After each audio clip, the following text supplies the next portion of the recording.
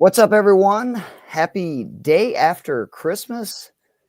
Joe, let's start there. Did you have a good Christmas, buddy? I did have a good Christmas. Yeah.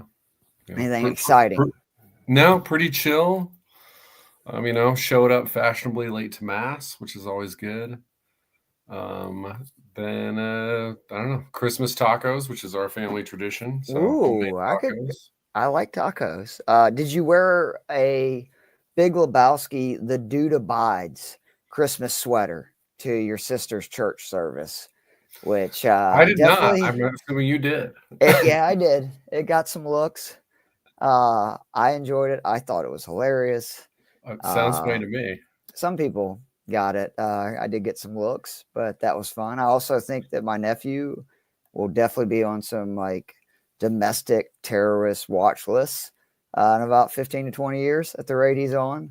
That's Dude fun. is a tyrant. He's the best, but I mean, he is the ultimate wild card. And for my sister, who is a control freak, she has no idea what to do with him because her oldest little girl is basically Lauren 2.0. The baby's a baby.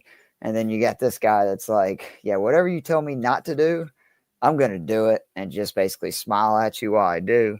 He's something. Just turned 2. Very excited to see what's in store for Brian. I think we need to start instead of a college fund, maybe a bailout fund for him. I'm thinking. Did I lose Joe? I think I did. He's frozen. Joe, if you can hear me, I guess hop back on and hop back on. He is definitely frozen. But again, I hope everybody had a very Merry Christmas.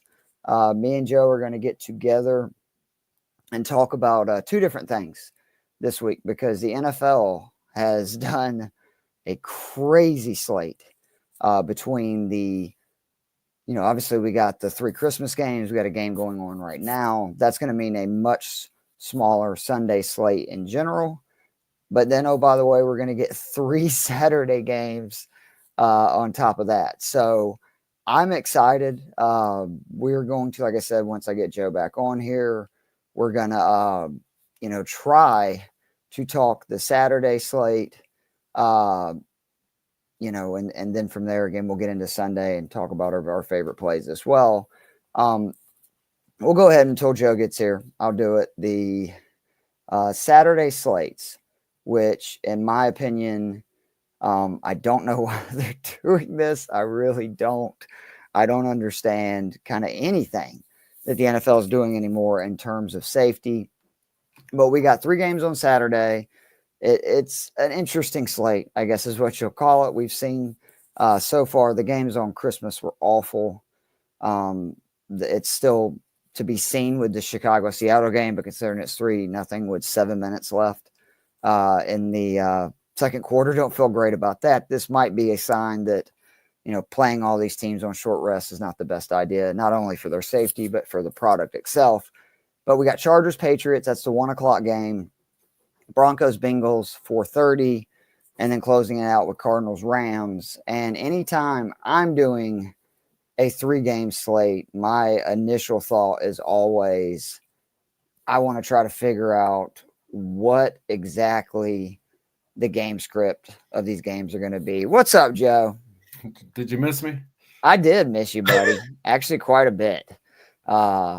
I was just kind of telling people we're going to go through the Saturday games first. And don't you agree, like with a 3-game slate, you have to try to just figure out which game is going to be probably the highest scoring. That's where you want the most pieces from. But I don't think you should get too attached to that. We'll get into that when we get into our plays. But like, for instance, there's a quarterback I like that I don't even totally love their offense.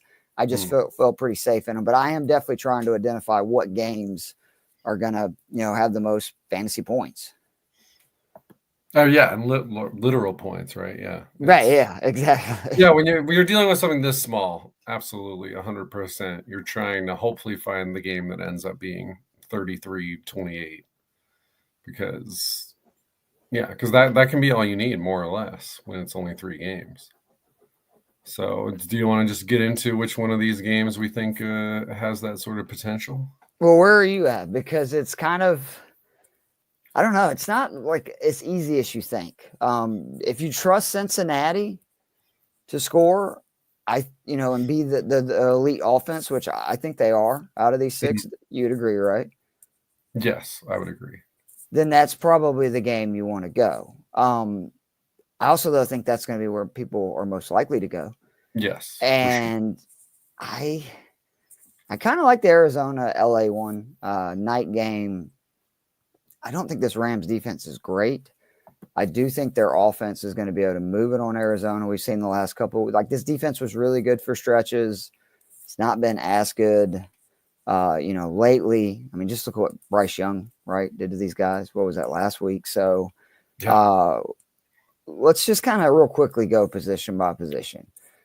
I love Bo Nix this week and Drake May. And what I like about both of those guys, you can play them naked, and they're extremely consistent. Now, if I play Nix, I'm 1,000% playing Cortland Sutton. He's the only pass catcher that no matter what I'm playing, right? Yeah, that's easy. May, I don't know. You could talk me into playing either Hooper or Henry. I don't. I mean, what's his name? Butte, who, by the way, Butte's issue, besides the fact that I never know if it's I think it's Booty. It just sounds ridiculous that someone's name is Booty, but I think that's it. But regardless, besides the struggles there, much better against man than zone and facing a team that plays a lot of zone. So that to me makes this probably a Henry play, or if you're going wide receiver, Douglas is the only other useful receiver on this team, and he's pretty consistent across man and zone. So, that's where I would go. Obviously, both of those, you're not worried about price. Douglas is 4,300, Henry's 4,200. So you can just take your pick. But like you said, you also don't have to do that. You can just say, I like Drake May. I don't like Patriots pass catchers. Let it ride. Because again, he's been hyper consistent. And obviously that's not been true for the rest of this offense across the board. Right. I completely agree. I do think, again, I think there is some validity to playing Hooper as well. You just see how much May throws those tight ends. It's not a great matchup. I'll admit that. Overall, 4 tight ends. I believe I was looking earlier. They're in the bottom kind of half. Versus, they're 7th right now. So I mean, where would you go at QB? Or would you be willing to spend on Burrow? Would you be able to take the risk on, say, Herbert? Because again, it looks like I think Vidal's their only healthy running back along with Haskins that we have for sure this game. They've already ruled out Edwards. We know that Dobbins is on IR. You would think that would mean they'd throw more. Where are you kind of leaning? I'm probably where you are, where it's depending on the lineup I do, it's Nix or May. I might just do the Nix combo with Sutton because then I think I'm getting good production across the board there. But at the same time, I kind of want to be able to play a T Higgins, assuming he plays, because that matchup is good. Because Denver, very man heavy defense. There's only one Patrick Surtain. I want a little secret if I kind of want Higgins not to play just so I can slam Gesicki everywhere. That's fair.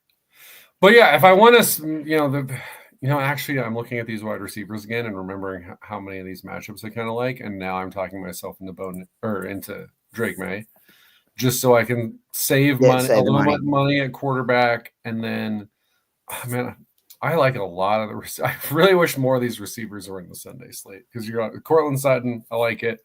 McConkey, love it. I think there's some good Puka opportunity here. Chase or Higgins. Again, if Higgins is a go, I think he's an awesome play. They're begging you to wake up. They really are. And I'm gonna go ahead and tell you, I built some lineup show. They convinced me. He's that low. I know that Puka's, everything is just outrageous. There's a lot of metrics show he may be the best wide receiver in football right now. And but I mean, we really think Cup's gonna have just 3 absolute dog crap games in a row, especially when, again, that price tag, color me intrigued. Right, and it's worth remembering that weeks 8 through 12, he had 5 straight games with at least 15 points. And Puka played in all those games. So, and then he had a one 20-point game. Obviously everyone was scoring points in that Buffalo game, but 20 points there. So it's not like we're saying Cooper Kupp is washed. And so then you look at where he is in this wide receiver slate, he does get more interesting. If I had to choose between Kupp and Sutton, though, I think I would take Sutton, and he's $200 cheaper. No, I'm with you. Because again, the QBs, it sounded like we're kind of in agreement. Yeah. I actually like the expensive running backs. It's hard for me not to play Chase Brown. I don't care what defensive it's against. Like the snaps and opportunities that this dude is getting right now in this offense is insane. And yes, there's only 3, running backs above basically 6K, or really 5,800 actually, looking, because I forgot Dobbins is on IR. But I love that volume. And because of that, like, I've built a lot of lineups where that's exactly what I've done is I've gone Brown Williams. I've gone with either Bo Nix or May. And then I can still get like a Ladd, a Sutton, a Kupp, and then go cheap tight end, cheap flex, and then obviously defense not going to cost you that much. And you can fit it in. Or again, you can still actually because again, you're saving so much on the QB, you can still put in one of the expensive receivers if you really want to have a Chase, a Puka, a Higgins, or whatever. It just means you're going to, again, go down on kind of the expected volume and stuff of the rest of the people in your lineup. It's a little more risky for cash, in my opinion. Yeah, that's fair. I mean, I think there's definitely an argument where, those top 2 running backs, just trying to get both of them in, and it's not that expensive because, that's 15,000. So that's doable. I will say I definitely like Kyren more than Brown. I just think it's a more advantageous game, I'm guessing, where I think I trust the Rams to be ahead of the Cardinals more than I trust Cincinnati to be ahead of Denver. I mean, again, I told you this the other day. I'm never betting against Joe Burrow season on the line unless he's up against like Patrick Mahomes or Josh Allen. Right. But it's a Denver team that's been pretty good all year and a Cincinnati team that finds ways to lose, usually by giving up 35 points.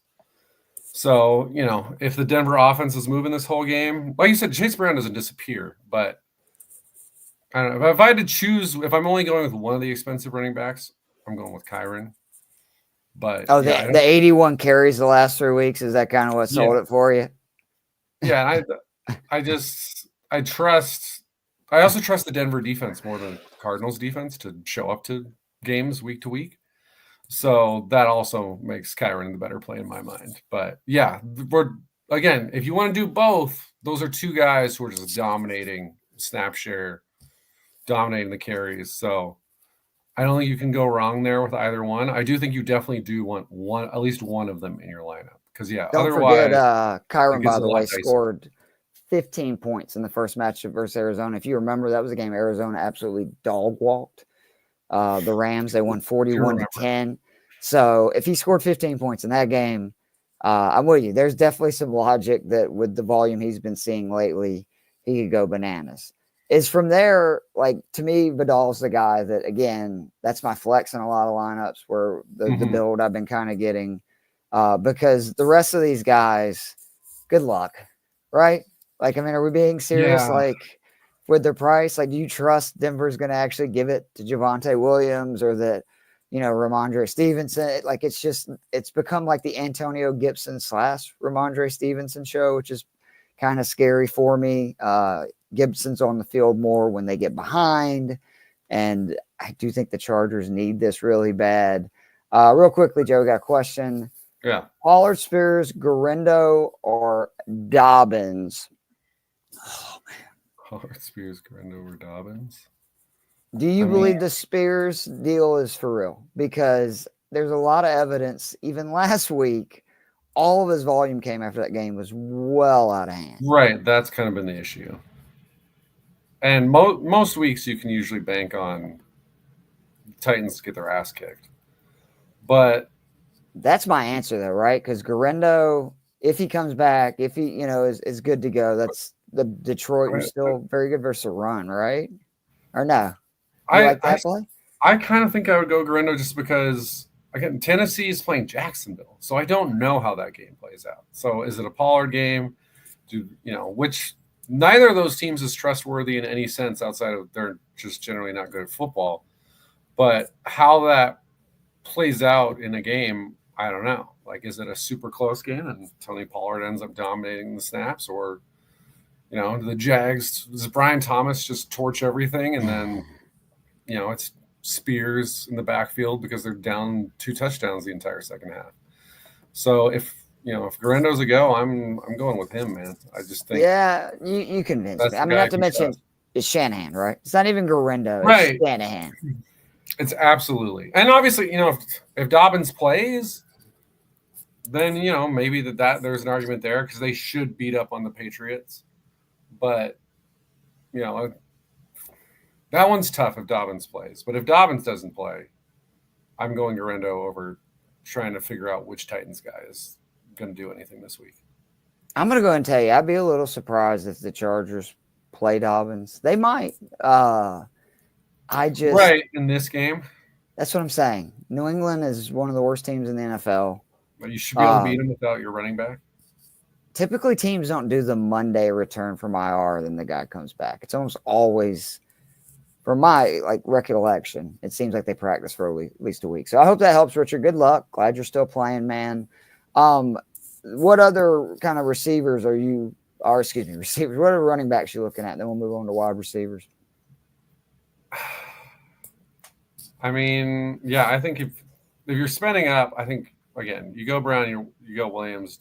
Let's not mess. I like James Conner a lot, but at the same price point, a guy who's questionable in a game that again, Connor's dominated the carries when it's for most of the season when it's super close, but anytime it goes one way or the other, he fades out. So give me the 2 guys I know are going to be back there. If Dobbins plays, I like Dobbins. If he doesn't, then I'm with you in the Vidal train. I think he's worth a play even if Dobbins does play. It probably is because, even if they play Dobbins, I think we're assuming they're not going to be like, let's pound this guy into the ground with 20 carries. And you're playing the Patriots, a team that presumably you will handle. So that could mean, you do need to run the ball 30 times and you just don't want to do it with one back. Vidal's your guy. So, I really think it's either you go both expensive guys, like you said, then potentially Vidal's your flex, or you pick who you like out of Brown and Williams, and then you're going with Vidal. And again, if it turns out that Dobbins plays, he's only 5,800, so that's not bad. But I think your reasoning is good there, where save the grand, figure we might be headed for a split backfield even if he plays. So, and again, if Dobbins is out, Haskins is 4,300 too, which I don't hate that either. That's true. Because he could get the goal line work. That's a game I think the most confident in the result. The Chargers should win fairly easy. Wide receivers, again, normally Chase is the guy you're just like, yeah, I'm definitely going to take him. But he has a harder matchup and Puka is $400 cheaper. So to me, if you're going to go up there, I got to have Puka. Yeah, and obviously, we've seen a number one wide receiver go for over 200 yards in the last month against the Broncos. And that was basically Jerry Jeudy torching anyone who was not Patrick Surtain. And, Chase plays a decent amount in the slot so that he would avoid Surtain there. And so, if you're in your fantasy championship, obviously you're under no circumstance would you ever be worried about starting Jamar Chase. But no, it's just. I would also just say, I wouldn't be overly concerned. I wouldn't be like, oh, crap, this is terrible luck for me. I think you'll be fine. But considering the tougher matchup and the price difference, I think I would probably lean Nakua over Chase to save the 400 because, like you said, this is a much, much easier matchup there. And, I mean, if anyone has been as consistent as Jamar Chase over the second half of the season, I think, Nakua's got that argument. So I like that one a lot. Our guy Ladd, listen, he's playing a team that has one really good cornerback who will be probably defending Quentin Johnston because Christian Gonzalez will be on the outside. So Ladd does not have, he avoids the good corner and then plays a team that plays a bunch of man defense. And what is Ladd? What do we call him? He's a man eater. That's right. Again, 28% target share, 0.68 fantasy points per route run, over 3.3 yards per route run against man. Yeah, this is what we want. Like obscene.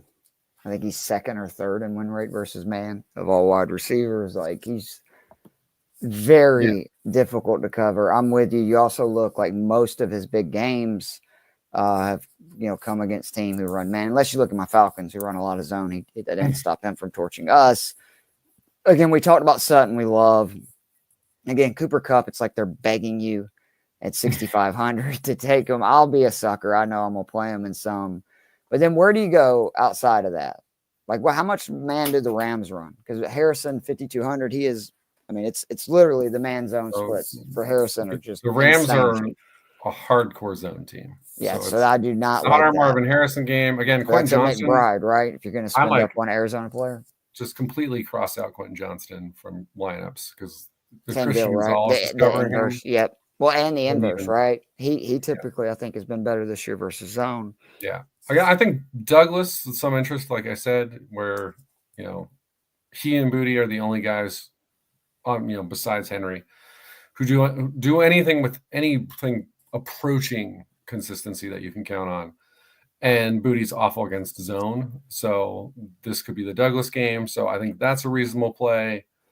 I don't know. Michael Wilson's solid. I don't think that's a bad one. If you need Marvin Mims is the next guy that jumps out at me at 3,900 because his floor has gotten to where he's going to get you like 7 points at minimum week in and week out. But as we saw, he had a 22-point game a couple weeks ago, a 13-point game versus Atlanta. Like he's somebody in that range. I mean, he just has the ability on literally any play to take it to the house. I know this Bengals defense has been much better as of late. They've also played some really bad offenses. Yeah, I'm not reading into that too much. Yeah, I'm with you. Because it wouldn't shock you, right, if Bo carves them up with the way they've been, right? I don't know if there's a team in the NFL that wouldn't surprise me to see carve up the Bengals defense. I mean, guys, my Giants, because we played them when we were healthier and we scored 7 points. So besides the New York Giants, there's almost no one that I would not trust to carve up this defense. And yeah, Bo Nix, very solid this year. I do think, as we're seeing, Drake may be awesome. And, potentially Michael Penix do some good showings. I think, maybe some of the Bo Nix hype where it's like, he's okay, guys. Like let's not get too excited because the defense got way better in Denver. But against the Bengals, absolutely. I like that. Yeah. I think if you're taking just shots in the dark, you're not going to do better than just throwing cheap Broncos in, because the Bengals defense has been that bad this year. All right. Tight end. Obviously, McBride, again, with what you're saying about zone, the Rams have a history. We know this because we've been doing DFS a long time of having issues with tight ends. I do. I love that. And again, if you're looking at it I know last week was awful. I can't explain it. Like it was his lowest target number, lowest first read, 11% first read target share. This is by far your best weapon. A guy at times had like a 60% first read target share in games. I think that was a one-off. I would be shocked if he's not heavily involved. And then after that, like I said, I'm punting. Like I'm going down other than that. You could convince me with like Smart or Disley. Mm-hmm. Disley scares me more just because I hate guys that are banged up coming into it. Obviously, I would get away from Smart if Disley plays. I don't want to go all in on Disley, even if he plays, because it just scares me when a guy's, banged up and coming off an injury. He's missed a couple of weeks. No, I think I'm with you where it's just, see how much money you have left after you've filled in everything else. Because Gesicki, again, if Higgins doesn't play right, is a smash play to you, right? Because one of the games that those guys, either one I'm missing, it's been the Gesicki show. That's where I'm taking my shot immediately. Yeah, if we don't get any T Higgins, I mean, obviously with that Cincinnati matchup, we'd love to have a Denver tight end that we believed in, but can't do it. Doesn't exist. So, I mean, yeah, I guess if you absolutely have to, that's where you can go. But yeah, Hooper's the other guy, I'm spend a telling you. couple It's $100. 3,200. His last now 6 games, 9.4, 7.5, 15.9, Yeah, New England, 14.2, they're going back to 6.8, the tight end 9.5. well. Yep. A lot of double tight. If your receivers suck, it makes sense. Put in 2 tight ends. You'll, hopefully get more base defenses to go up against. Hopefully you can run the ball a little bit better. And yeah, is Hooper or Henry worse than your third wide receiver? No, not if you're New England. So yeah, They've actually been more fantasy no. consistent, I think, than any guy other than maybe Demario Douglas. There's no throwing out freaking prayers here, guys, right? Like Colby Parkinson. I mean, he hadn't done anything really all season. And I would rather, play Gesicki. Like, seriously, I'd rather play Gesicki even if, Higgins does play, than I think play most of those guys. Even Higbee. I mean, I know he came back last week. He caught a touchdown. He was targeted twice. And the Rams, it's just, I think with Puka and Kupp and Kyron, there's not the need anymore, right, to throw it to your tight end. Right, and the Cardinals have been pretty good against tight ends this season. So I'm with you. I don't really want to roll the dice second week back against a team that actually covers tight ends well when Puka Nacua and Cooper Kupp on your team. So yeah, I'm with you. If you have to go cheap, I think probably regardless, it's Gesicki. All right, we're not going to talk defenses. There's 6 of them. You've heard our philosophy. Yeah, do your best with whatever money you have. Yeah. Obviously, if you can get one of I don't know what you want to do with Bengals Broncos, but obviously, if you have the money, awesome, play the Chargers. Otherwise, it's your guess is as good as mine how this will play out. So, yeah. All right, we're going to cover the Sunday slate, though, real quickly. I want to remind people that Joe Bond, the top ranker, head of Fantasy Six Pack, he is doing tomorrow on the Discord an AMA. I don't know if he said what nice. he is doing it, but this is actually, some of the stuff in the Discord is free, some of it is paid. This will be all free to anybody that's in the Discord. So all you got to do is join the Discord. I believe the link is in this description. If not, you can definitely find it on the website. So be sure to check that out. But again, I don't know if you were on or it was when you got frozen in time, Joe, but I was talking about the just ridiculousness of the NFL and this cash grab. Because of it, right? We got just 2 awful games on Wednesday. Looks like we're getting an awful game tonight. We're getting 3 games on Saturday, but I actually like the 8-game Sunday slate. To me, it makes some really intriguing stuff for just early lineups or, the 3-game afternoon. It's basically a 5-game, slate, and then 1 o'clock and then 3 at 4. So there is some opportunity here, but it also, to me, makes it more difficult. It's why I like doing even more. I mean, I like cash in general, but especially when it's a smaller slate like this, I just think MME is, it's a lottery system in many ways anyway, but especially when you have this few teams to pick from. But I don't know about for you, the QB position for this week for me is either go really cheap. And of course, I'm talking about Mason Rudolph. If you're going to go cheap, the Jags are just the gift that keeps on giving. One of the real wins we had this year is figuring out pretty early that pass defense is just atrocious, and playing as many quarterbacks and pass catchers versus them as possible. But if not, it's really hard for me not to look at Baker Mayfield at 6,900 and Sam Darnold for me at 6,400 and go, those are my guys. I'm a believer in Darnold now. It took me a while to completely get there. I also love that is one of 2 games. It's indoors this week from a passing perspective. We've got half of the 8 games are, cold, northeast, outdoor games. And then you got right there, Mayfield, Darnold. The one exception I wanted to ask you is any chance we get the Josh Allen MVP game Oh, the nuclear because blast. he has to. I mean, I really feel like that he did Might. potentially lose the MVP. I don't want to get into this argument. You can make a very, very strong case for Yeah, either one of them. I don't have a strong argument outside of the one I've been making all year, which is that no running back is on the level of the effect they have on the game that Josh Allen and Lamar Jackson do, and it's not close. So, yeah, I think take your pick of those two guys. I But still did you see think, the team want that for him, and it just means that maybe or Joe Brady yeah, wants they're like, that for him, and he just schemes up a few more. right. And we get in the goal line situations where, Josh is going to go run it in. Because he doesn't need to actually play next week, right?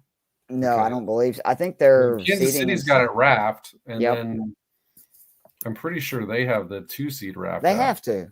I mean, the only thing But I guess you could be a little more aggressive with running him in goal line situations, knowing that you will then have a week to just let him rest. Although, let me see. Oh yeah, they're 2 losses ahead of the Ravens. So yeah, as long as they win this game, they just need to win 1 or 2. Yeah.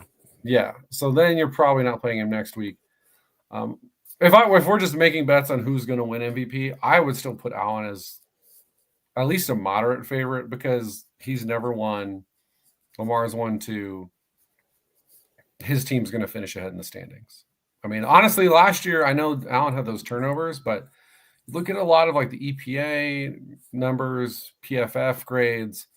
Allen was every bit as good or as Jackson last year, but Jackson's team won more games.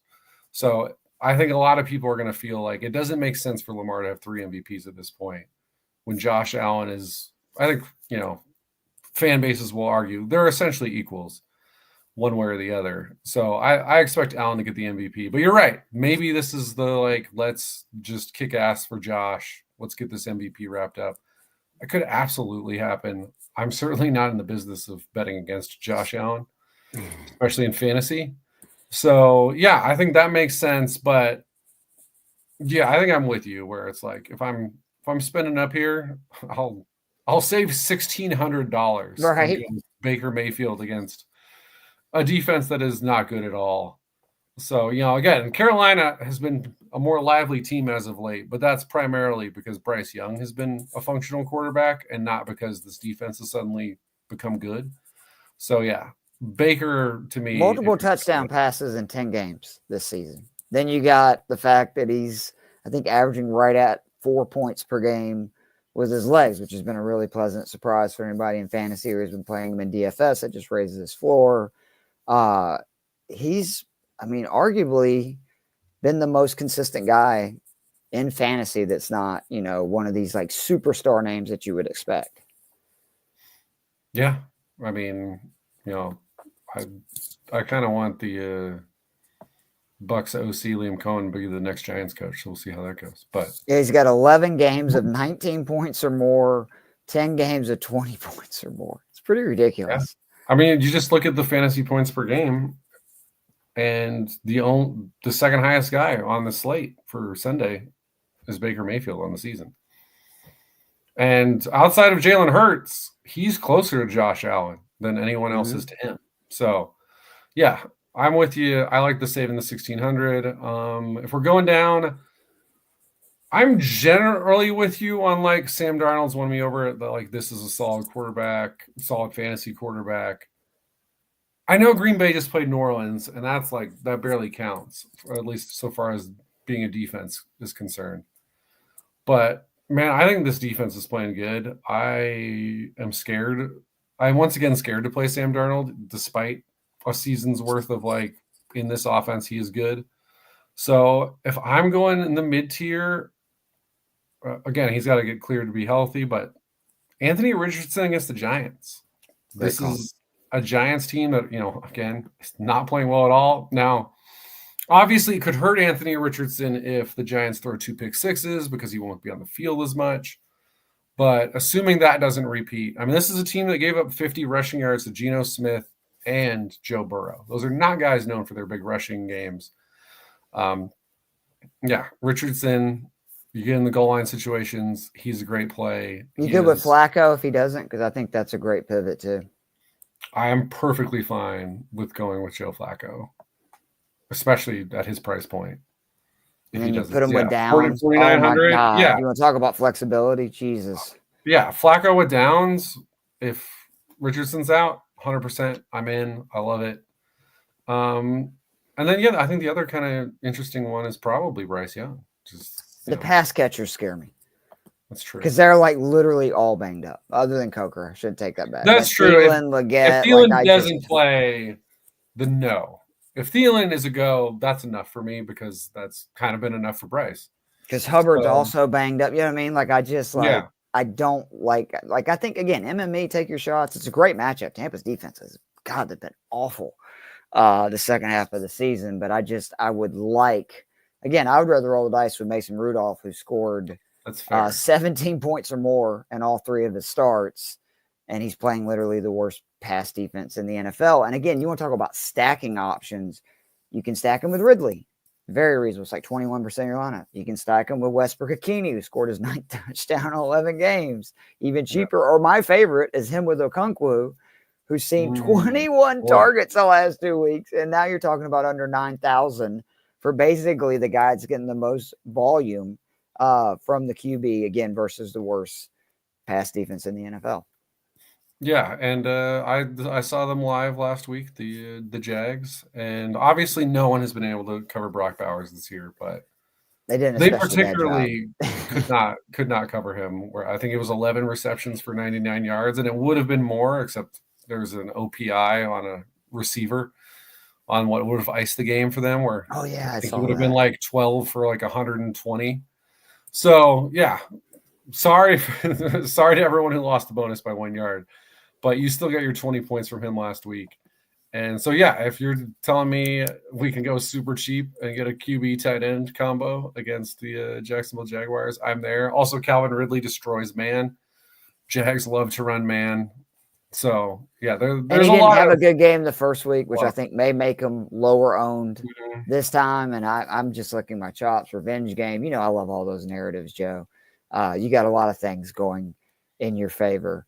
Real quickly before we get on to the running backs, Love or Herbert. For me, like the safe play is Love, the upside plays Herbert. That's kind of because I think they're very, very close. That is an interesting one. I mean, Love obviously went off against Minnesota, including 3 picks, but fantasy-wise, huge numbers against Minnesota. But that was a game where they were down like 20 to nothing. Like I was going to say, they were down early. And they were like 50 times, I think, or something in that game. And again, I think this is a Green Bay defense that is really rounding into form. This game could go a variety of different ways.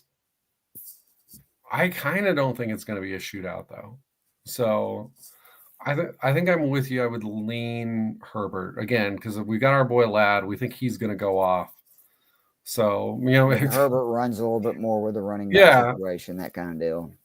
So, yeah, that's where I would lean. But that one is a tough call. All right, the running backs. I mean, I can't. Like, I want to play Barkley. I was all on him last week. Mm-hmm. It worked out gangbusters. Whether, if Hurts plays, I think it's almost even better for Barkley. You can't see him running Hurts a lot, well, I guess right? You lose maybe a touchdown because of I don't know. Like, do you really want to, coming off a concussion, be giving the ball to Hurts and rushing situation? Like, I actually think that could be a bonus for Barkley. If that's how you feel, then you shouldn't play him. I agree. So. And I think that there's some sentiment to that because I'm pretty sure it would take a minor miracle for Philly to get the 1 seed. And I don't even know if it's possible. I believe both. I can't remember if it is. But I'm pretty sure both the Lions and the Vikings, I think, or one of them have to lose twice, they can't because they play each other next week. No, so I don't remember. There might be a chance if they both lose this week and Minnesota wins next week. I don't remember, which I guess is not impossible. But let me try and pull that up. But you're right though that whatever it is, it's entered pipe dream territory. So you tell me, Jonathan Taylor 7,900, We saw last week, Richardson's banged up. Giants defense finally, of course, the week that I don't play Bijan everywhere, they finally decided to revert to the run defense you said they were going to be, without Dexter Lawrence, even though they shut down fucking Derrick Henry and Alvin Kamara on back-to-back weeks. I'll never get over that shit. I don't know, man. Like, I just think he's going to be chalk. Like, looking at that matchup, and that's a steep price. I mean, if we're being honest, he has eclipsed that 3x number twice this entire season. So I would rather spend the extra $700. Like, if I'm going to spend that kind of money, just play Barkley. I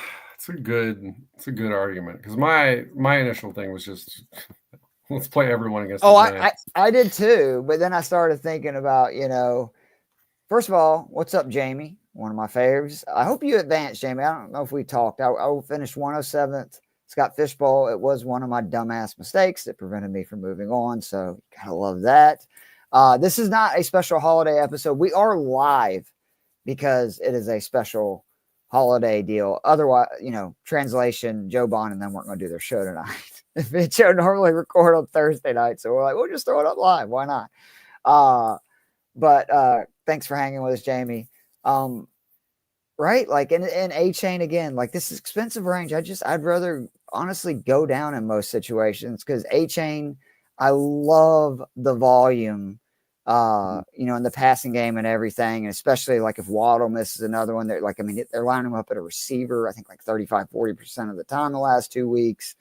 We saw he's not afraid to help all of his fantasy owners with a touchdown that only extended the game, when if he'd had just gone down, the game would have been over. So you got that going for you. But I would rather go down. Like, to me, it's Bucky and down is where I'm looking in cash. Like, Bucky to me is a smash play, is a big game versus Carolina. Carolina's awful versus the run. And then there's a lot of pretty good matchups from that point down, where I would rather play or take my chances with those guys than I necessarily would spending up, and then we can just play these expensive receivers. Or at least that's my thought process. What are you thinking? I think I'm probably in agreement. Back to Taylor real quick. I would also say he's one of those guys, even more than what we just said about Saquon. If Richardson is a go, I'm potentially putting Taylor into my lineup. If it's Flacco, I'm not. Because the defense can't zone in on that. Run game is so much more effective, unsurprisingly, when there's a 6'5", 250-pound quarterback who can run a 4.5. So, yeah.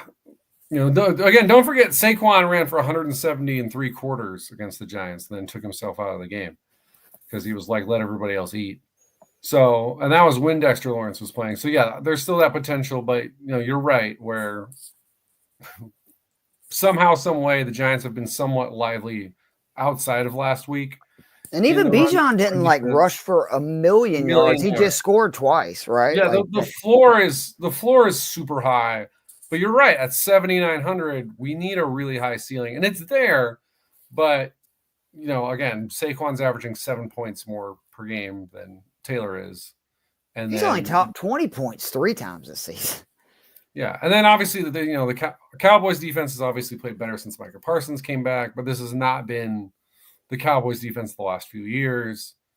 You can run on them. I think the A-Chain point, even in a tough matchup, kind of, I don't think the Browns are putting up as much resistance as they did earlier in the season. Can we trust, though, cold weather? That's the only thing that I'm concerned about, is just Miami in cold weather, which I hate these kind of narratives, but it's like, look, until Tua kind of goes off. I mean, I guess you could say in the Green Bay game, from a fantasy perspective, he did, right? Like that the offense actually got theirs. But, I don't know. I mean, A-Chain again has been, you want to talk about like a safe floor. He scored 20 or more now. I think it's in like 5 of his last 7. I mean, he's awesome. Yeah, I mean, and he has the potential. Again, the floor is so high because the last 4 weeks, what is that? He has 27 receptions with at least 6 in each one of those games. Yeah. I mean, he's been the constant in that offense this season, where, for a variety of reasons, Tyreek has not been as awesome as he has been in the past. But A-Chain has really, for the most part, given you what you were hoping for this season. And, that's high-end running back production. Obviously, I'm with you on Bucky. Love Bucky. Love any running back playing Carolina. So I think that one's a big win. I think Rachaad White remains playable because that Tampa Bay offense is just a high-functioning machine for the most part. If Tyrone Tracy is a go, I think he's another one of those cheap guys where I think he's a reasonable option. Again, last week only had the 7 carries for 26 yards, but then 4 for 43 and a score through the air. Again, converted wide receiver. And the rest of that offense, obviously not very good. That's the big risk you're running there.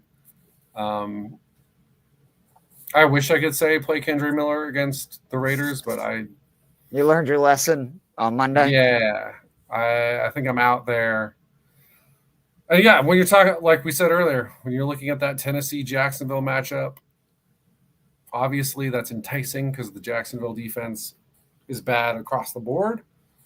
But you really got to be able to hone in on how this game plays out. And I think that's pretty tough to do. So, yeah. I will say Amir Abdullah was freaking good last week. And that was following being super productive against Atlanta. So, by far, it's not just against Atlanta. It's the last now 5 games with O'Connell. It's just outrageous. He had seen 21 targets in the previous 4, 19 receptions, and last week 6 targets, 5. And he was the better running back, which gives me hopes that there's a chance he could end up, maybe, it's more of a 50-50 split on actual rush attempts as well. Yeah, watching him live, I was like, oh shit. I remember how hyped some people were, like Lions, his rookie year for the Lions. Yeah. And it never really paid off, but it was like, hey, he's still hanging around and he looks pretty damn good right now. So, obviously that was playing the Raiders, but now you're playing the Saints. So that's not really a difference, at least defensively. So, yeah, if I'm going cheap at running back, I think Amir Abdullah is where I'm going. I love it. All right, let's first of all, what's up? Joe Baum, we were just talking about. He'll be doing an Ask Me Anything on the Fantasy Six Pack Discord. And I guess he's like Beetlejuice. You say his name, there he is. And then Jamie, I get that, man. I've always wondered if they allow like true gambling to be legal in Georgia, which will be the last. It's just like we're just Bible Belt, man. What would I, then zone in on? Because a lot of the information and stuff that we do is great for prop bets. Like it's absolutely great. And I hate though, the way the best you can do is like these prize pick'ems and stuff like that, to where you get on a real sports book. Now you can really start putting some stuff together and parlays and just really good odds. So completely agree, Jamie. I don't know where I would go in that situation, but I also do love you can't get the return you can on a DFS, good week at the betting car, at least not from my experience. If you are, good for you.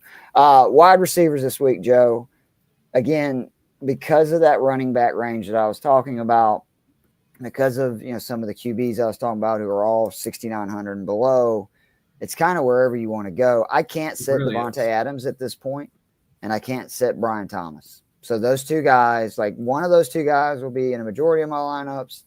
Good chance both of them will be in at least 60 to 70% of them. It's just they're on a tear.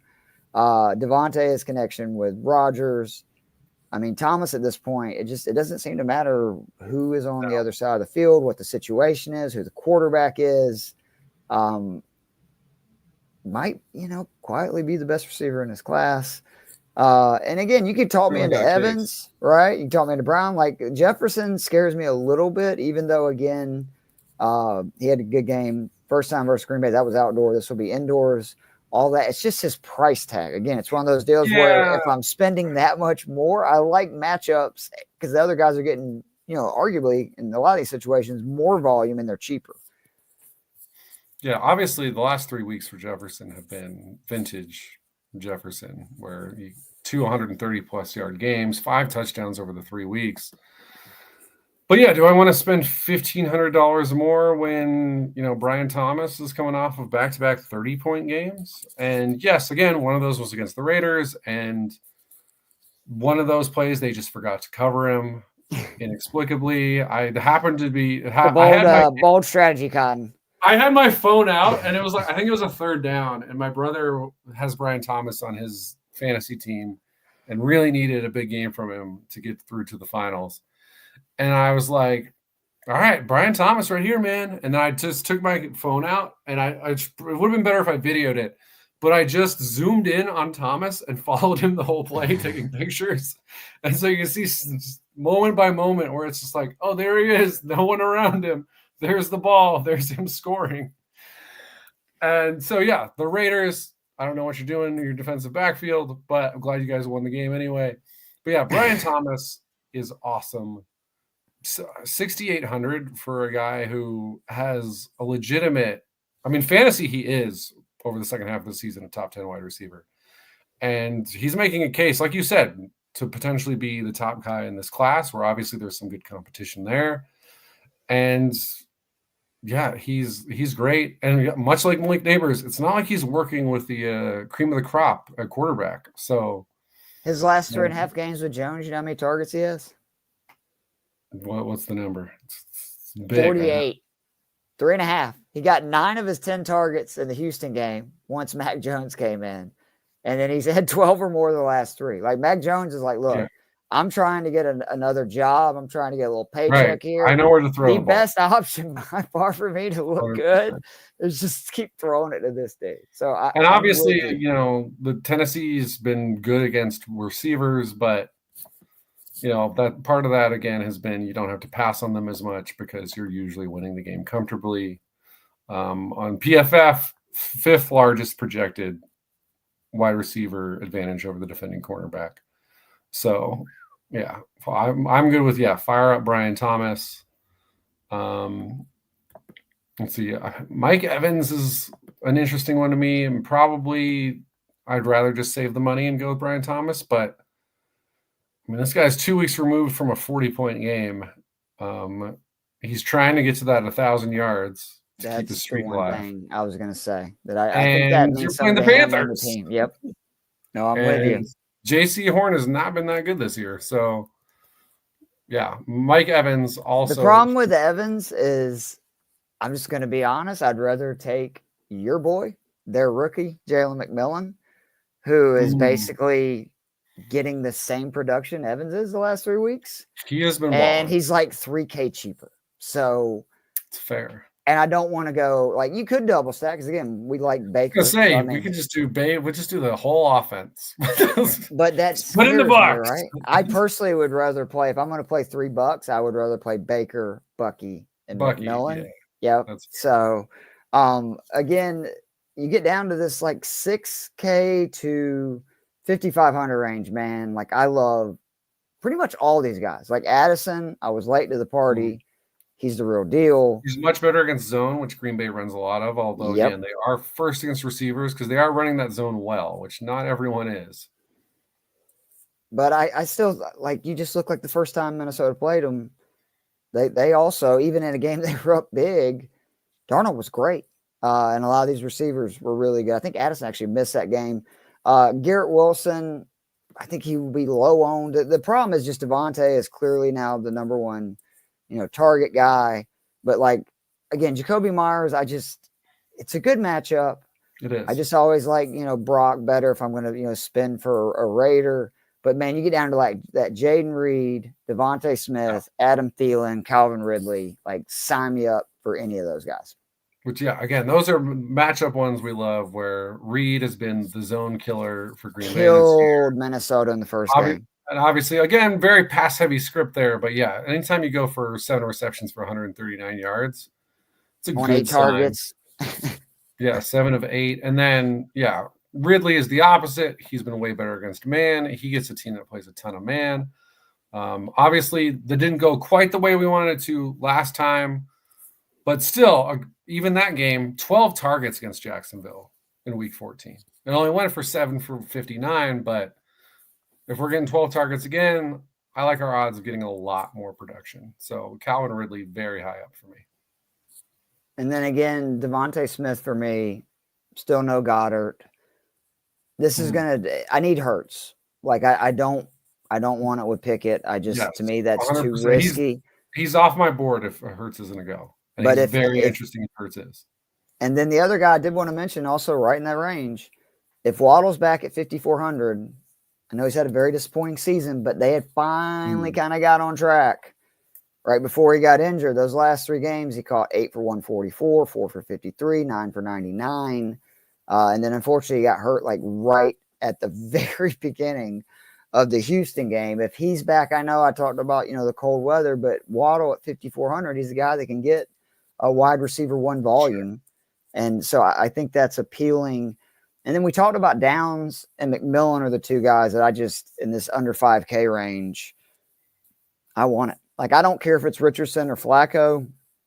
Obviously, I'd like it more if it's Flacco. Most of Downs' damage has came with Flacco. But I think he's still, like, that's too low. I mean, he's averaging almost 14 points per game, and he's 4,800. Yeah, and then I mean, go ahead. We talked earlier about how our guy Ladd just shreds man defense. He has 0.68 fantasy points per route run against man this year. Downs is at 0.65. Wow. So he's a little lower in his yards per route. He's a little bit lower on his target share. So he's not, but he's just that smallest step below McConkey when we're talking about effectiveness against man. And while the Giants don't run man at like a top 5 rate, I believe they're, 10th or 11th in man rate. So it's an above average rate with below average corners. And you got Josh Downs. So that one, very interesting. And like you said, if we get Flacco, then he might just be in all my lineups at that point. And McMillan's been shredding, like we said. That was your guy. I mean, finally the one Washington receiver who's shown up, man. Freaking Polk is like the worst receiver in the NFL. He's not even playing in New England. And I'm still 100% in on Odunze long term. I think the big bounce back for both rookies in Chicago next year, assuming they hire a competent coach.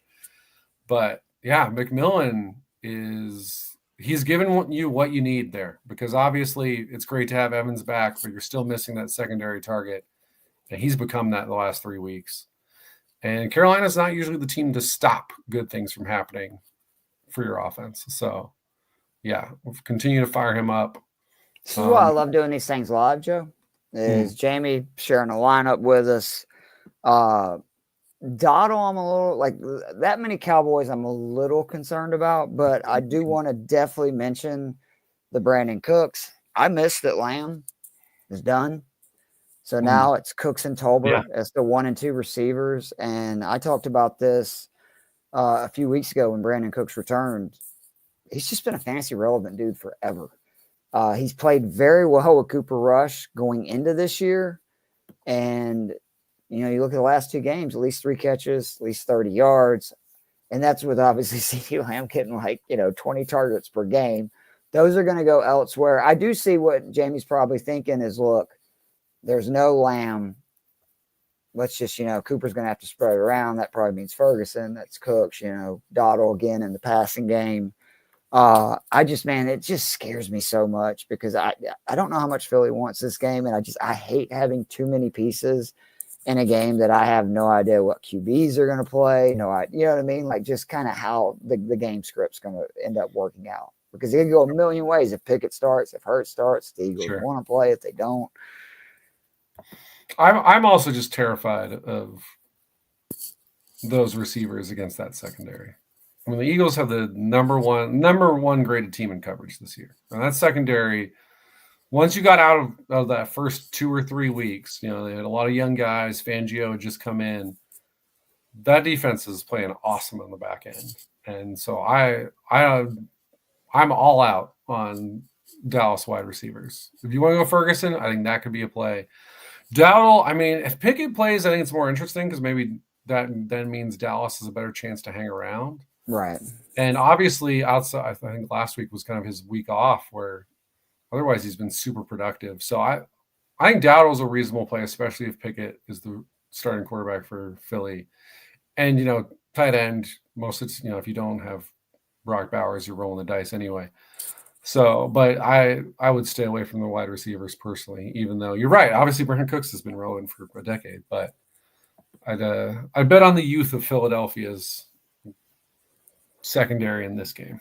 What about some guys down here like Wandell? The target volume the last 2 weeks, 21 targets with Drew Lock. It's a reasonable floor. Cash, obviously, right? The ceiling is low, but in cash, that could be fine at this price range. Just get that 3x. The guy that to me is really intriguing is MVS because we saw again Brian Thomas, the best wide receiver in the world, was wide open, and caught that long touchdown. MVS, that's what he does, right? I know it hasn't been quite as good. He's questionable. Obviously, make sure that's okay. See, that Olave is practiced fully last. I did not see it. Wow, why would you bring him back? Wow, you are right. He practiced fully, and in that case, yeah. Oh no, he would be a lock. I didn't even know that was a possibility. So again, we're talking about a secondary that is capable of forgetting about Brian Thomas. So if you can forget about Brian Thomas, you can literally forget about any receiver in the NFL. So I think both of those guys are very interesting. Now, I would say don't get any ideas and be like, I'm going Spencer Rattler. Oh, no. Don't do that. But if you want to throw one of those guys in your lineup, I give the thumbs up. Indoors. David Moore, again, to me is very intriguing. If Leggett, Thielen, like any of those key pieces are ruled out, we've seen he's a focal point in the Carolina pass game, and Bryce has just been so good. To me, the wild card down here that's really hard to trust, but I like what I saw last week from him. He had, it's his best game this season versus this team, Dontavian Wicks at 3,900. In their first matchup, 5 for 78, 2 touchdowns. Again, very heavy pass script. I get that. But last week, 7 targets. He's now had 5 or more in 3 of the last 4. He was the receiver that I thought was going to be their breakout guy this year. I was wrong. I do like Wick. It's him and or Reed, and then it was very much not him. So, but like you said, under 4K now against the defense that's giving up the most points to wide receivers. What is the stat you always give? They're like bottom 5 versus number 1 wide receivers, number 2 receivers, and number 3 wide receivers. They're not like super trash overall, but the volume has generally been there because most of the time they've been winning. And you can find yardage. You can always find yardage against this Minnesota defense in the passing game. So, the problem is when you don't find it in early downs and then you're getting some exotic blitz that you've never seen before and your QB gets demolished. But Dontavian Wicks at 3,900. He's going in at least one of my lineups. And then like the only other guy that I want to mention is Malik Washington. That's only if Waddle's out. I don't want any part of him if Waddle plays, but if he's out, I do think that they used him a good bit. I know last week it wasn't as much. They also controlled that game if it turned into a situation where they got behind. Like the previous week, we saw he caught 5 catches for 50 yards. Jamie was asking about Wandell. Again, I love it. Like I think he's a very safe play for cash because of the volume. Because he was seeing a heavy volume the last 2 weeks with Locke, even when Neighbors was on the field. The problem is let's be honest, my Falcons defense sucks, and they look like the 85 Bears last Sunday versus Drew Lock and the Giants. It was outrageous. So I think he's a very safe play for cash. I think if you're playing bigger entries, I would rather take a home run, with somebody else personally. And I might even look at, I don't know, like a Tyrone Tracy or somebody to be the guy, right? That's or Darius Slayton even, who is actually probably more likely and cheaper to be the guy that if you're looking down for the field shots, If you're looking for 4 times plus of the price tag, Wandell's not going to give that to you. Slayton has at least the off chance of doing so. One other cheap guy is Trey Tucker at 3,800, where he's a guy, again, another one of those guys where the splits, you go from a zone to man, his fantasy points per route run goes up 250% from 0.13 to 0.32. Against zone, he's basically useless, 10% target rate, well under a yard per route run. But jumps to 16%, about 1.5 yards per route run against man. So Jags, or not Jags, who am I talking about? New Orleans. Oh yeah, New Orleans is a top 5 man defense. in rate, not in ability. So yeah, again, the Raiders are a team where obviously we always love Bowers. We always approve of Bowers. But yeah, definitely against this defense, this is one where you can take shots, where you can go with Jacoby, you can go with Tucker, you can find people to throw in there for cheap. And there's a reasonable chance you will get a good payout against the Saints defense. All right, let's do tight ends. We'll spend 2 minutes literally going over defense, and we'll get out of here because it's the 26. I know Joe wants to go play with his new toys, and so do I. So from Santa, tight end, again, Bowers, I hate saying this because he's just, the gift that keeps on giving. For those that are not aware, he's already broke the rookie tight end reception record. He's going to break the NFL record in the traditional amount of games for like the last 30 years. Yeah, the 16-game slate. No one better to say anything about it later on. It's like, he's going to break the receiving yards record. You can say something about that because Ditka did that in 14 games. But just having all-time season. But I'm sorry, I can't spend 6,700 on Bowers when Jonnu Smith is 5,700 right there. And like, I think it was the Green Bay game, which was that other really cold game where it's harder, right, to maybe get a little zip on the ball, throw it down the field. That, yeah, he went 10 for 113 on 11 targets. I think that's the play if you're wanting to go Miami. Like, if you're not as worried about it, he's the guy. Like, you could convince me on, Waddle, you could talk me into A-Chain, but Jonnu Smith 5,700. I mean, this guy has been a top, I think, 8 tight end now, going on 7 straight weeks. And even his bad games, he's scoring 12, 13 points. And I do think that this is going to be a deal where they're going to have to throw and get rid of the ball quickly because Cleveland still can't get after the quarterback. Yeah, Arthur Smith vindicated. Jonnu Smith, he's the man. And it's interesting they're playing Cleveland, where Cleveland was the team last year where we had this with Njoku down the stretch, where it was Flacco came in, and all of a sudden it was like, oh my God, this guy's awesome. And, that's kind of been what's happened in Miami. It's Tua came back, and all of a sudden, Jonnu Smith, elite fantasy tight end. And yeah, I'm with you. I don't see why that would stop here. And yeah, if somehow I fill out a lineup and there's an extra K at the end, sure, I'll go with Bowers. But yeah, I think I'm with you. Save the money, or again, maybe you do both. Maybe go cheap somewhere else. But I really like that play as well. What about Hawkinson or Njoku? Both good matchups. I don't, like we saw last week, DTR, you're going to get an unbelievable. It's kind of like Wandell. Like, he's probably going to get you 15 points, like somewhere around there. I don't know how much higher he can go with the way their offense looks throwing the ball with DTR at QB. Yeah, unless, he's questionable right now, but it sounds like he is going to play. But on the off chance he doesn't play and it's Jameis back in there, then sure, I'm all in on Njoku anytime he's playing with Jameis. But otherwise, I think I'd rather spend up or pocket a bunch of money. I think that's where I'm with you. And like you said, I like Okonkwo if we're going to pocket the money.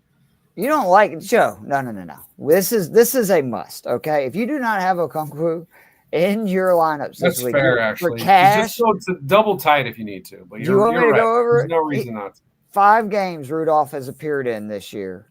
Okonkwo in those games, 34 targets. That's almost 55% of his season total. 26 receptions, which is 55% of his total. 242 yards, 55% of his season totals. And his 51.2 points on DK is 49.4% of his season total. Again, that's 5 of the 15 games. He's played twice as many games without Rudolph as he has with, and he's done, half basically the damage for the entire season. So I think that's a smash play. Jacksonville is so bad versus the pass. And again, 21 targets the last 2 weeks. The biggest winner from the Mason Rudolph start has been Okonkwo. I can't believe how they finally realized. This was something I remember was it 2 years ago that we were so high on him down the stretch, Joe? Because wasn't that with Tannehill? Yes, that was. It might be 3 years ago. But anyway, we were high on this guy. This guy, there was a lot of metrics that showed he was very talented, and then they just stop throwing them the ball, Well, and that's changed. And the other thing too is Jacksonville's kind of middle of the road when you look at how many targets they give up to tight ends. A lot of damage. Actually, the damage is extreme. I mean, when you go by DVOA, which is kind of adjusting for the targets that position sees, they are dead last against tight ends, 29%.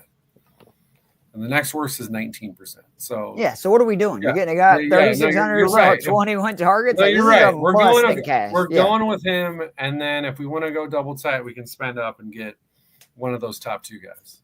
Yeah, who I might like better than some of the receivers at those same. Yeah, no, for sure. I think that's a but very you're right. At 3,600, there's not a better play under 4K than Okonkwo. So he is 100% going out in every single lineup. Completely agree. All right, so that was easy. Tight end, thank you for cooperating.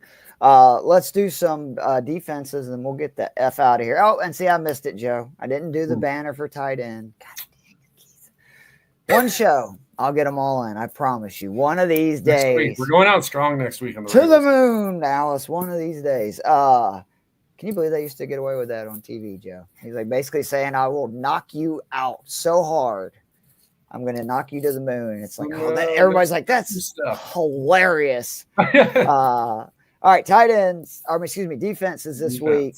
I mean, again, I got to punt. Like, it's just, there's two, I would rather spend the money. There's not a defense that I'm just like, yes, that's the defense that I want of those expensive. I guess the Colts will be the one after the Falcons, right, last week. That's where you could go. Yeah, but about that one. I mean, Miami, I think, against Cleveland. I feel pretty good about that. Well, that's fair. Their defense has looked a lot better. The problem is they don't get turnovers. The sacks, though, to your point, they've had 1, 2, 3, 4. Actually, to your point, they've 6 out of the last 7, 3 or more sacks. That's 3 points. That's probably actually right. Yeah, that's the expensive one. Philly against Dallas without CeeDee Lamb, I think that's definitely an interesting one.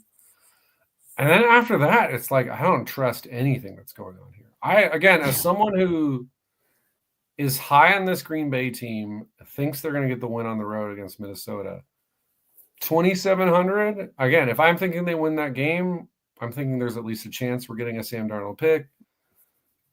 Green Bay, 9 fantasy points per game this season, and 32 the last 2 weeks. And yes, 17. Scored 7 or more 10 times, Joe. Yeah. So to your point, that's right at that 3x number, right?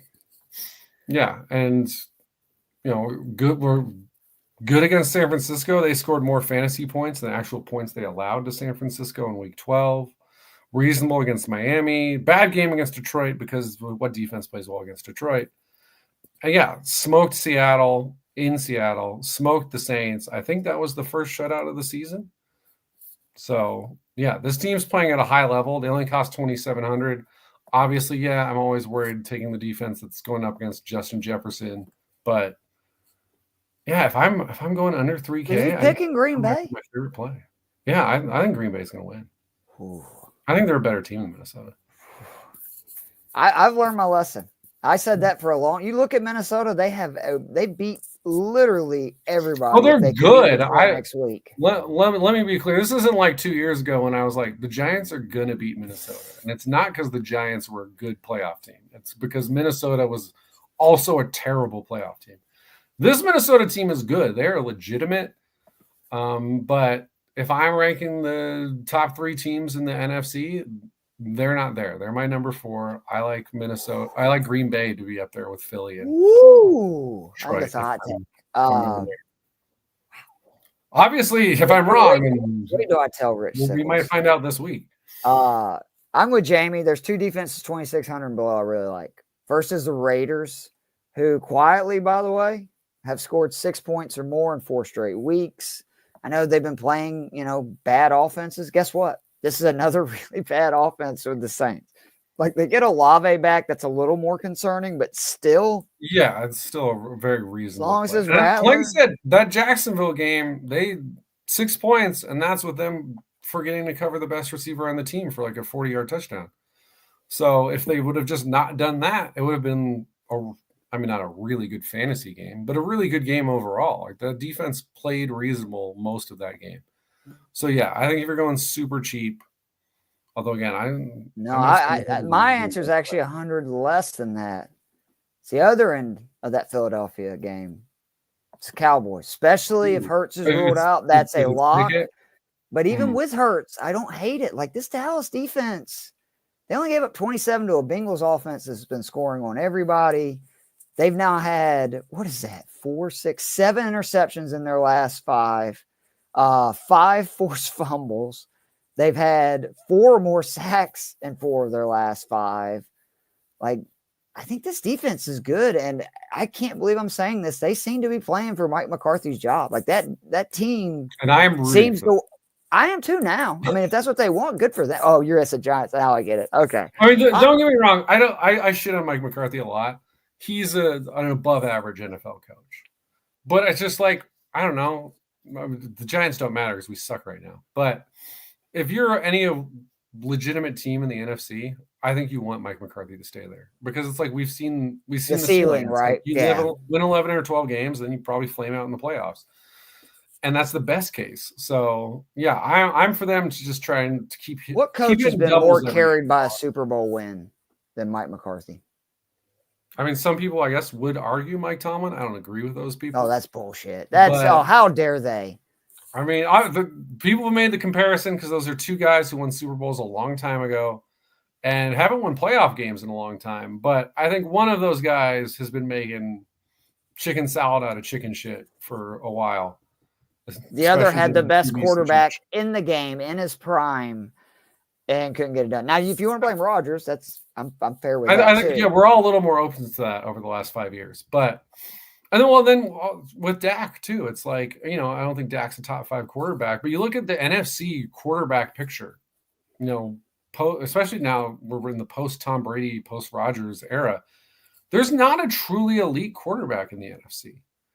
So the fact that you've had Dak, who's up there, except for Michael Penix, who, I wish he was in our lineups because I saw the stat where Drake London and Mooney, both of them 3rd best yards per route run last week. Did you see the catchable target rate? 4th best for Penix among all QBs in his first start. I root for him hard. 9 pressures, no sacks. I'm getting excited. I'm ready to love again, Joe. I'm hoping it works. I didn't get to give you this tidbit because you weren't on the show Friday, but how weird it is that just in the 2000s, my Atlanta Falcons have had 2 African-American quarterbacks. They've both been left-handed. They're both first names start with Michael. And if you change 1 letter on their last name, you're talking about Mel Genitalia. How awesome is that?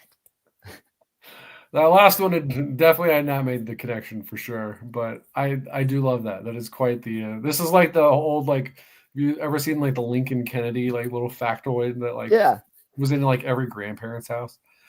It's like that, or it's just like, look at all the connections.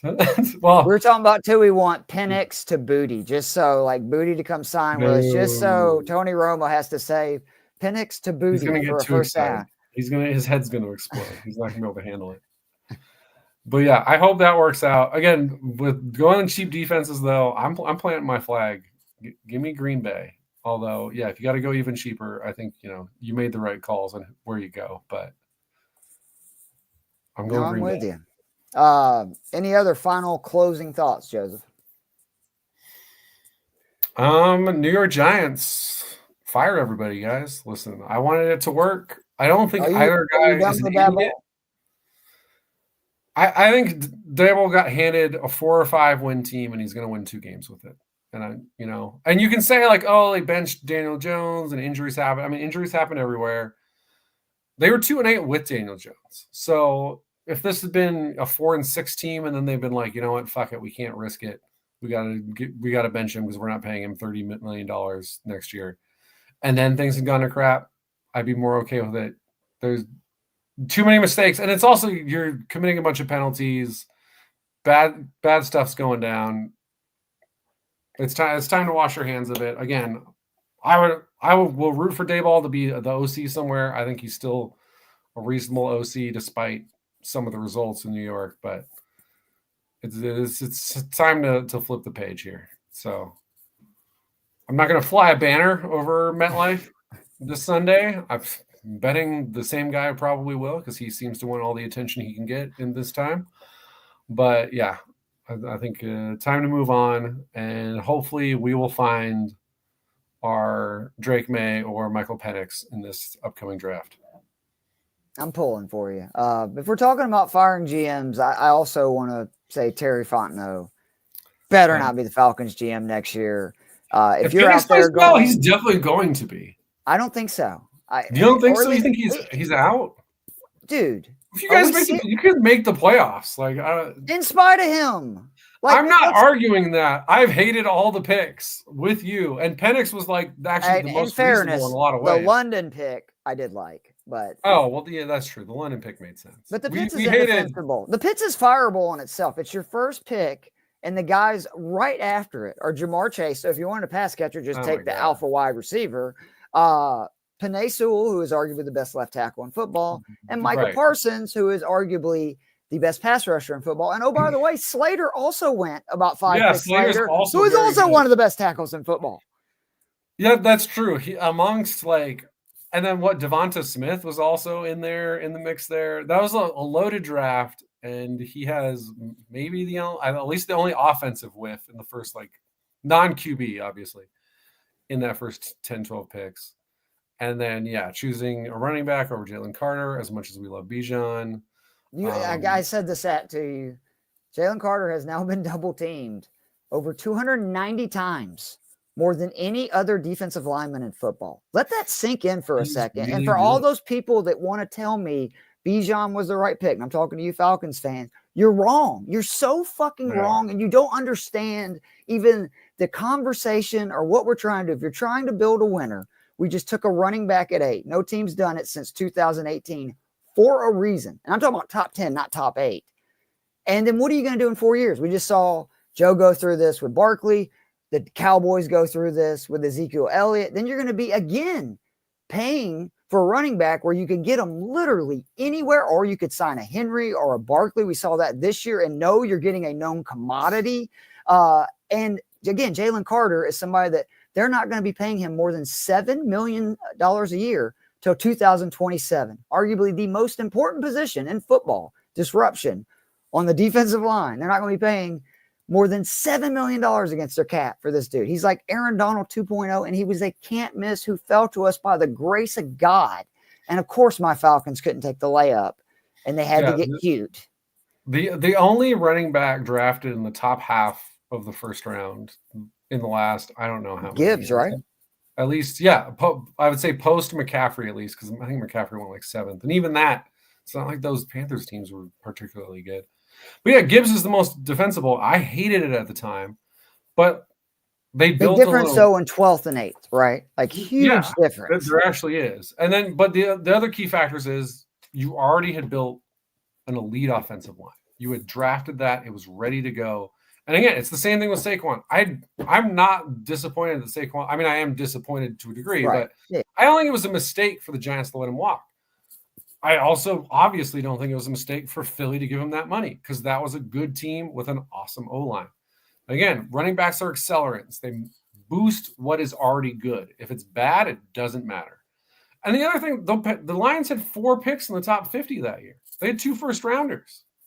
So you can take a running back, because then they could still get a starting linebacker, a starting tight end, and a starting defensive back in the next 35 picks. And again, they had taken Sewell and Hutchinson in the previous drafts with their first pick. So, they knew what they were doing, right? Well, but this is my point, right? They're building the line. Absolutely. Falcons are the only organization in football that seems to not understand games are won in the trenches. And when you pick up top, and again, the Penix pick, I defended it just for this reason. It's actually arguably aging well. The problem is giving a guy. But he fucked it up, right? Like if you were going to do that, why not go get Darnold? Why not go get, whoever? Right. Darnold would have cost you nothing comparatively.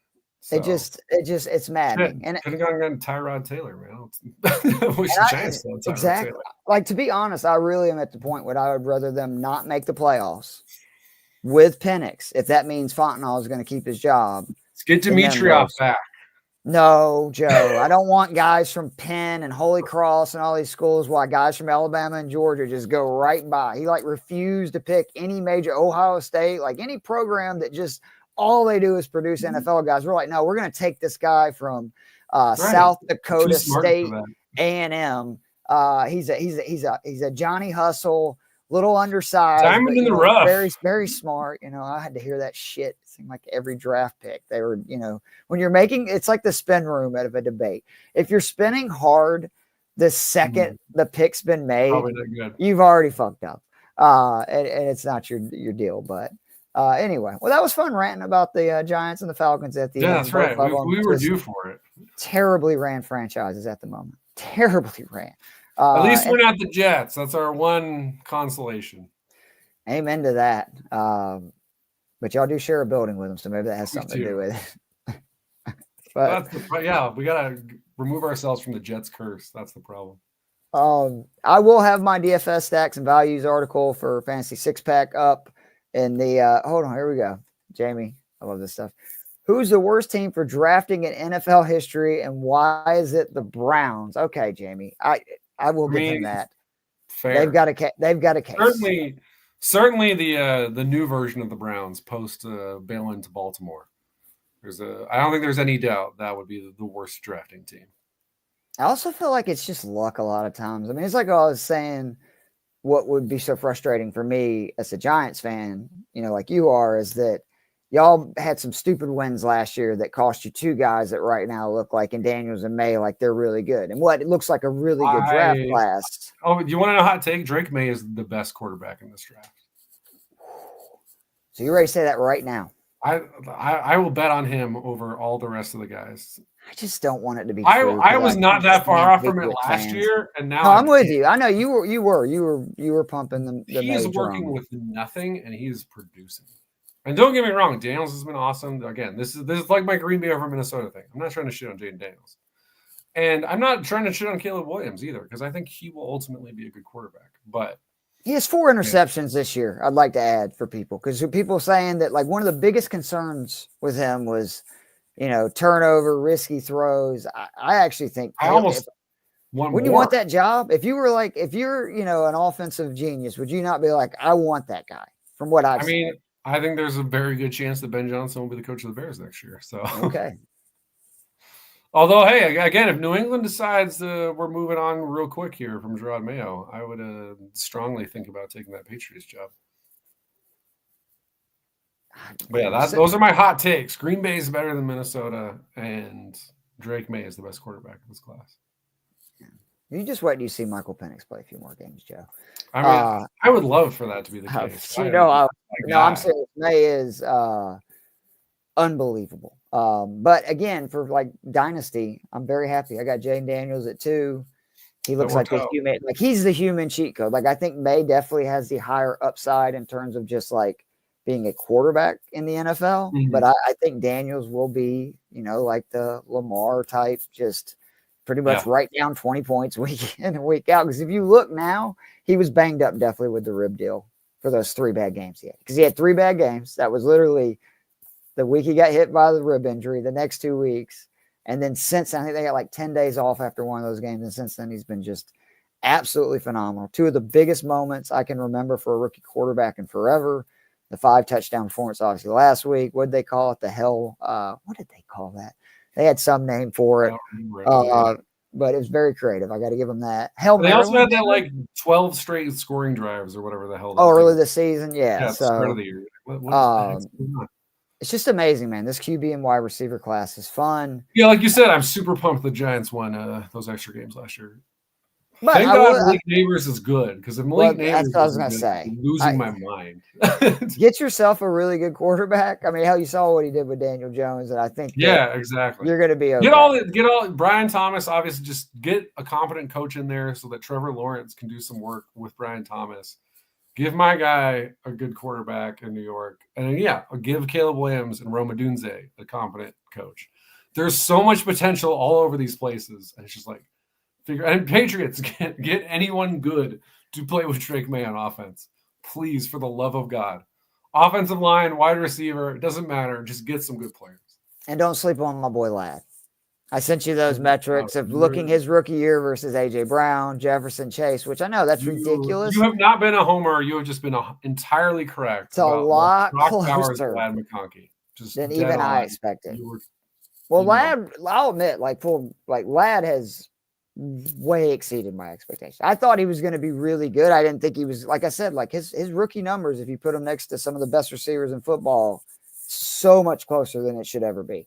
And this again, not getting a ton of target volume. Bauer, right. I told everybody he is the ultimate mismatch. I saw it in college. There's nobody in the league, and you're seeing it now. Patrick Surtain couldn't cover him. Like that is what we're talking about now. They were playing Patrick Surtain and doubling him, and dude was still, making plays with Gardner Minshew and those guys. He's the guy I just can't wait to, if he gets a competent quarterback. I kind of would love for the Raiders to get Beck. I know they won't do it because Bowers was so good in the games with Beck before he got hurt. But they could do it if they since they won that game, it might be there's a chance they end up out of luck when it comes to Cam and Shedeur. So and they can actually maybe help both ways where you get offensive linemen. I think you could get Beck in the second round. Once you're out of those two, I don't think you're touching anybody in the first round. I agree. Then maybe Beck happens in round 2 or 3. We'll see what kind of power Bowers has got, at least from Game of Thrones standpoint. But Joseph, I always enjoy spending time with you. Again, do not forget, you can join the Fantasy Six Pack Discord. It's free. Now again, some of the stuff is behind a paywall in the Discord. A lot of it is not, including tomorrow.